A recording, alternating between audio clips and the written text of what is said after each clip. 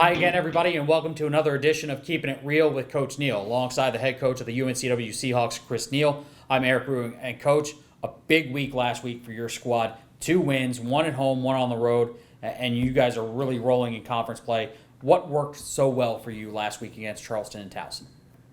I'll address Charleston first. It's hard to say what went well. Sometimes you just play that game and everything goes your way. Nothing goes your opponent's way. And some things just can't be explained. Sports, right? And we were clicking, and we finished all of our chances. And it was a great night for us. Towson we knew it was going to be a very tough match. They had a bye on Thursday. We did not. It was a home game for them. Any conference CAA road game win is incredibly hard and important, no matter what the conditions are. But it was their senior day.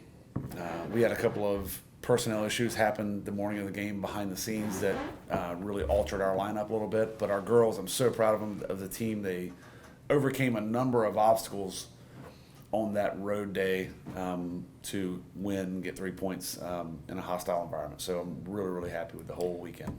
Looking at last week, you had 6 goals. 5 different players scored those goals. In looking at your conference slate through 4 games, you've had 8 different goal scorers for your 9 goals. Looks like the offense is really balanced for you at the right time of the year. It really is, and that's an incredible stat when you look at it. I didn't realize it until you posted it on the webpage the other day, but our first 8 goals were 8 different goal scorers, and I could not be happier. That's amazing. The results of getting 2 wins last week is a couple of weekly awards. Dominique Martinez was named co-offensive player of the week, and Emily Moxley earned her first Rookie of the Week honor. Tell me a little bit about those 2 players and their performances a week ago. We often preach about the importance of scoring that first goal, and that's what Dom did for us in both those matches. And if we can score first on a team and we don't end up chasing the game, they end up chasing us a little bit, that's definitely an advantage to our style. So we're going to continue to press, and we're going to try to continue to score goals. But Dom she's a little spitfire, man. She's so fast, she's so tenacious. And I'm glad to see her get on the score sheet because a lot of the work Dom does is defensively, and people don't really give her enough credit for that. She protects everybody around her with her work rate and pressure. Mox has been just a great addition to our team. She is leading the conference in assists right now, I believe.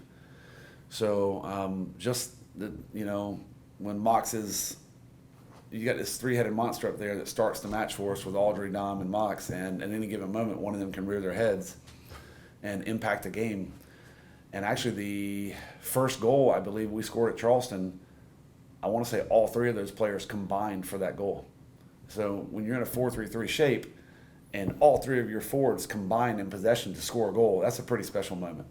You were talking in the release on Monday about the forwards group really starting to gel as a unit and getting ready to play together a lot more. Can you explain that a little bit more and how important it is for that group to really gel and become a tight unit? Yeah, I think that they're learning how to communicate with each other at a very high level. And it was a new front 3 for us. And we've scored goals kind of consistently throughout the year. There's only been a couple of games where we got shut out, but there's that old adage that, they just know how to play with each other and they just know where each other is going to be on the field and all that good stuff. I think it's more scientific than that. They're able to look up and communicate in ways now that is a little bit more efficient and helps them play off each other better. If Mox cuts inside, Audrey can come get at the feet or Dom can run behind. That level of communication. When Dom receives it wide, Audrey can come get at the feet, or Audrey can run behind, or Mox can run across and get into the danger zone. So they're figuring each other out very well. Obviously, 6 goals in 2 games, very impressive, but defensively, 3 consecutive shutouts. Now you're 3-1 in the league. Defensively, what's working for you through the last handful of games? I think that our biggest, our communication between our entire back line, including our goalkeeper, has improved significantly since our first conference match. But I think our midfield has done a lot of the silent work to protect, and our forwards have defended well from the top down to make things more predictable for our back 5. If our forwards don't defend well from the top down and our midfield doesn't defend well and get pressure on the ball, the game becomes a nightmare defensively for the back five.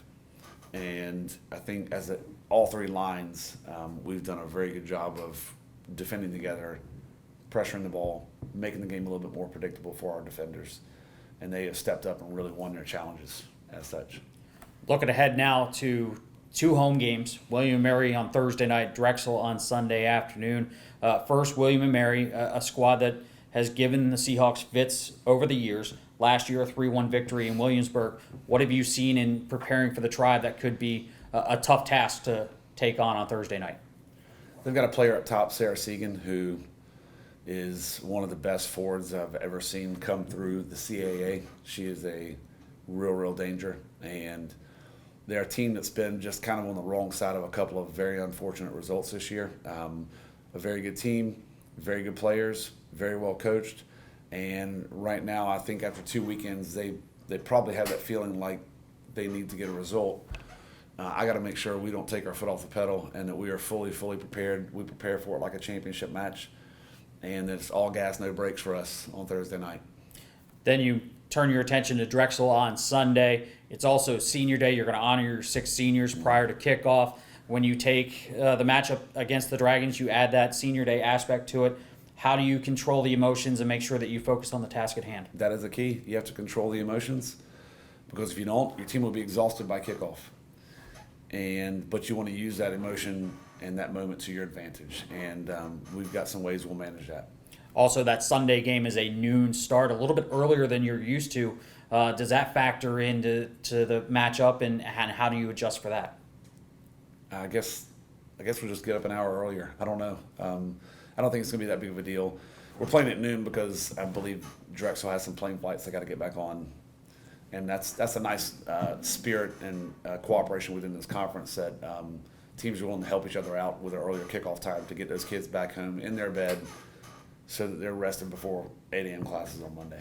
Again, keep in mind that Sunday game is at noon here at UNCW Soccer Stadium. Both games this week can be seen on the Seahawk Digital Network. Coach, we wish you the absolute best of luck. We'll chat with you again a week from now. Thanks so much. Appreciate it. That's head coach Chris Neal. I'm Eric Ruth. Thanks for joining us this week for another edition of Keeping It Real with Coach Neal.